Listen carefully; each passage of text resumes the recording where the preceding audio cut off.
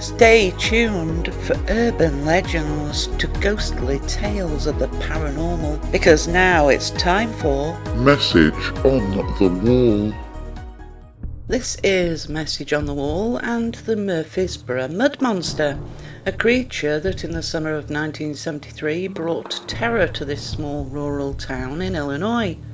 It all began with an illicit tryst between two teenagers, Randy Needham and Judy Johnson. Judy's father didn't like Randy and had forbidden her to see him, but once struck by love, not even a parent can get in the way, and so they went to a quiet spot to park up, which was at the foot of 23rd Street in Riverside Park, overlooking the big muddy river. The couple claimed that it was around midnight when they heard what Randy described as an eagle shrieking into a microphone. Switching off the radio to listen, there was a second piercing roar.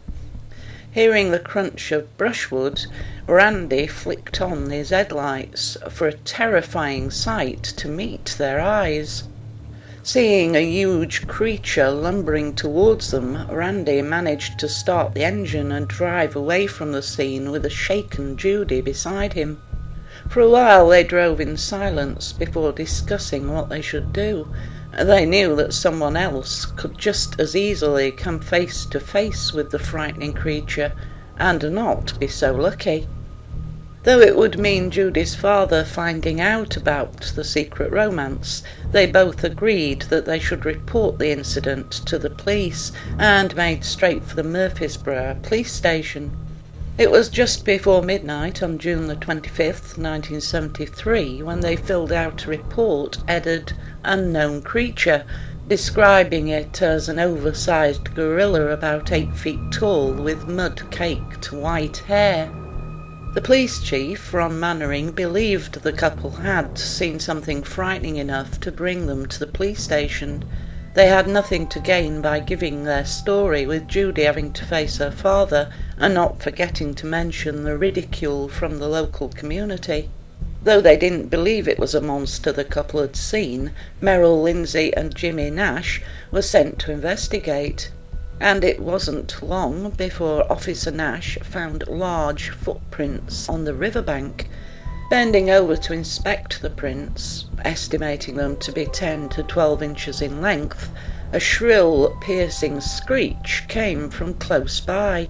Being too close, a panic-stricken Nash dropped his revolver as he fled from the scene. Neither officer had heard such a noise before, knowing it wasn't any of the regular animals in the area.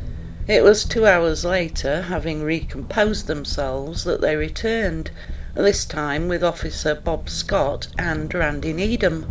They soon found more tracks, which they began to follow, but when another terrifying scream filled the night air, the search was quickly abandoned, with the group racing back to the safety of the patrol car.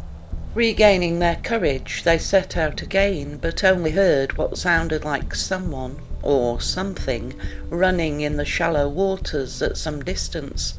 By dawn they had heard no more screeches from the creature and felt that it had left the area. But the creature wasn't finished. It was less than 24 hours after Randy and Judy had their sighting that 5-year-old Christian Barrell saw a creature with white hair go past the yard as he was catching fireflies, his home being close to Muddy River. He called to his father, saying there was a big white ghost.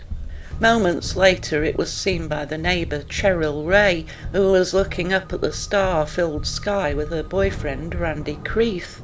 Thinking someone was spying on them, Randy switched on the porch light, only to find it was a large creature. On receiving reports of a second sighting, 14 officers with rifles, along with a police dog named Reb, that was brought in from the nearby Carbinsdale police station, went out on a monster hunt. Reb soon got scent of the creature, with officers following along a path of trampled underbrush.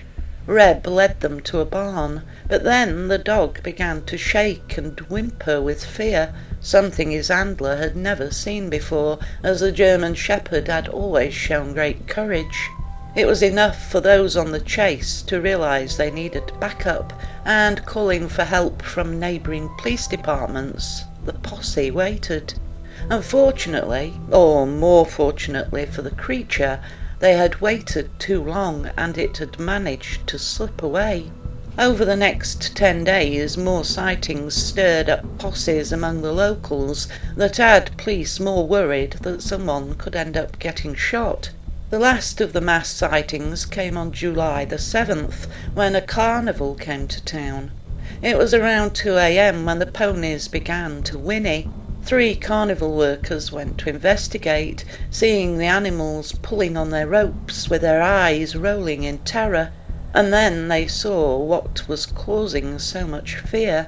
Describing a creature with white hair standing around 8 feet tall and around 400 pounds, the workers said it was watching the ponies. As the men ran for help, the creature took off in the opposite direction. With so many people looking to take a pot shot at what had become known as the Murphysboro mud monster, the police implored the fathers of the town to bring in expert help, and that is what they did. The man chosen was somewhat of a showman, Arkin Sorkin, who put together a small team of 5 men, including reporters from the Kansas City Star. If Sorkin could help it, he wasn't going to kill the creature, having been offered $2.5 million to capture it alive. Though the group found footprints and heard the guttural roars, the beast eluded them. Over the next few years there were sporadic sightings, but nothing like those in June and July of 1973, and so it remains an unsolved crime in the files of the Murphysboro Police Department.